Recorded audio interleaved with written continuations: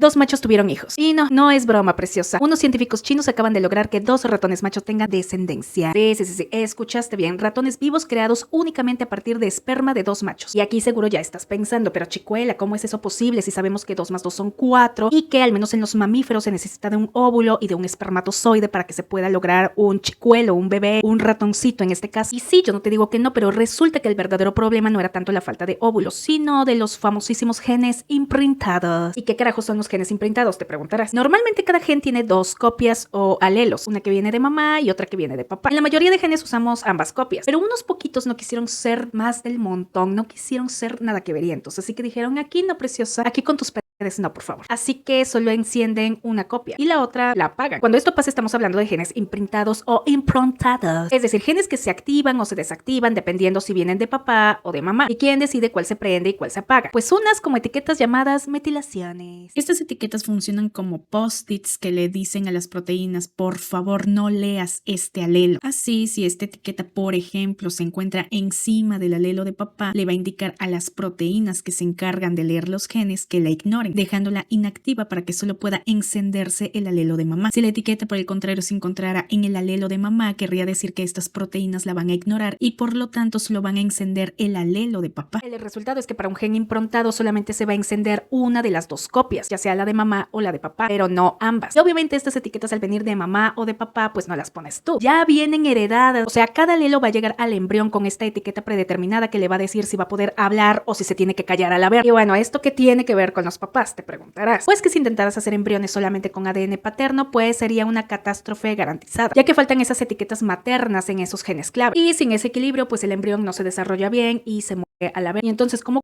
lograron estos chinos que 2 machos tuvieran descendencia? Primero, de un papá tomaron el esperma normal, pero del otro sacaron células especiales llamadas haploides, es decir, que tienen la mitad de los cromosomas, como un esperma o un óvulo. Y después a estas células especiales las convirtieron en un óvulo falso. Para convertirlo utilizaron herramientas moleculares, entre las que se encontraban unas tijeras muy famosas llamadas CRISPR-Cas9, lo que les permitió modificar varias etiquetas de algunos genes improntados, haciendo que algunas copias paternas se comportaran como si vinieran de mamá, cuando en realidad mamá no existía. Pero aún faltaba un detalle: el contenedor. Para esto usaron un óvulo vacío, o sea, le quitaron todo el ADN y se quedó solo como si fuera un cascarón. Y ahí metieron el esperma del papá 1 y la célula haploide editada del papá 2. Pero una vez que estaba todo listo, se dieron cuenta de un pequeñísimo detalle: la placenta, ya que el ADN solo de papá no logra formar una placenta funcional. Necesita sí o sí de estos genes de mamá. Pero tranqui, porque estos chinos no se iban a dejar humillar por una placenta. Así que usaron algo llamado complementación tetraploide. Es decir, usaron como una especie de armadura biológica que hace de placenta temporal para que el embrión pueda engancharse dentro del útero y seguir creciendo. Lo único que sí no pudieron sustituir fue el útero de la hembra. Así que decidieron implantar los embriones en ratoncitas, como si se tratara de vientres de alquiler. Pero la genética era 100% de los machos. Así, finalmente, después de cientos de intentos, solo un puñado de ratoncitos nacieron vivos. Unos pocos llegaron adultos e incluso algunos fueron fértiles. Pero tristemente hubo más malformaciones, enfermedades hereditarias y menos esperanza de vida. Y entonces, si todo esto fue tan riesgoso, ¿para qué carajos lo hicieron? Pues definitivamente no fue porque no tuvieran nada que hacer o por jugarle al verduras. Este tipo de estudios sirve para entender por qué la impronta genética es tan importante, también para aprender qué pasa cuando falla, como en síndromes como el Prader-Willi o el Angelman, así como explorar aplicaciones futuras en medicina regenerativa y en fertilidad. Pero,